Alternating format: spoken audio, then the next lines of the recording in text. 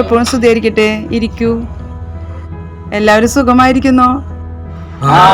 പ്രാർത്ഥനയോടുകൂടി നമുക്ക് ക്ലാസ് തുടങ്ങാം. ഇന്നത്തെ ദിവസത്തിന്റെ പ്രത്യേകത എന്താണ്? എനിക്കറിയാം ടീച്ചർ, സെപ്റ്റംബർ 29 പ്രധാന മാലാഖമാരുടെ തിരുനാളല്ലേ? ഗുഡ്. ആ 3 പ്രധാന മാലാഖമാർ ആരൊക്കെയാണെന്ന് പറയാമോ? ടീച്ചർ, വിശുദ്ധ മിഖായേൽ മാലാഖയെ പറ്റി ഞാൻ പറയാം. ദൈവത്തെ പോലെയുള്ളവൻ എന്നാണ് മിഖായേൽ എന്ന പേരിന്റെ അർത്ഥം.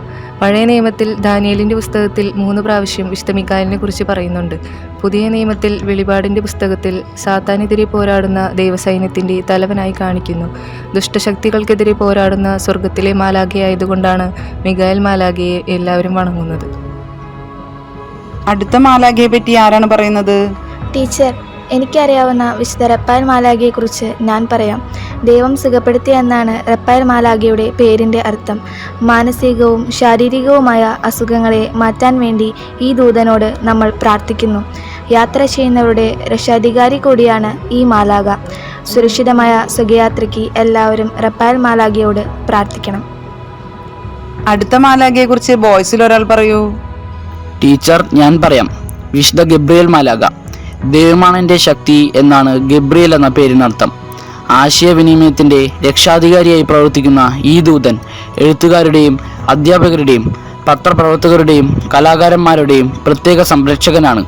കുട്ടികളുമായി ബന്ധപ്പെട്ട എല്ലാ മേഖലകളിലും ഈ മാലാഖയോട് നമുക്ക് പ്രാർത്ഥിക്കാൻ സാധിക്കും. ഗുഡ്. ഇരിക്കൂ. ഇവരെല്ലാം സ്വർഗത്തിലെ പ്രധാന മാലാഖമാരാണ്. ഇനി നിത്യജീവിതത്തിൽ നമുക്ക് മാലാഖമാരെ പോലെ കാണേണ്ടി വന്ന സന്ദർഭങ്ങൾ ഉണ്ടായിട്ടുണ്ടാവും. അങ്ങനെ ആർക്കെങ്കിലും അത് അറിയാമോ? ടീച്ചർ, ഞാൻ പറയാം.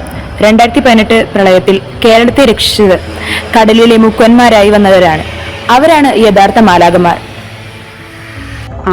അൽക്ക നമ്മളോട് 2018 പ്രളയത്തെക്കുറിച്ച് പറഞ്ഞു. അത് വളരെ ശരിയാണ്.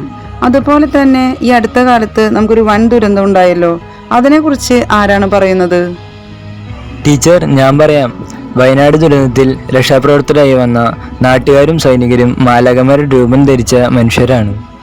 അത് ശരിയാണ്. നമുക്കും ഇതുപോലെ നിത്യജീവിതത്തിൽ മറ്റുള്ളവരെ സഹായിച്ച് ഒരു മാലാഖയെ പോലെ ജീവിച്ച് സ്വർഗരാജ്യം സ്വന്തമാക്കാം. Thank you.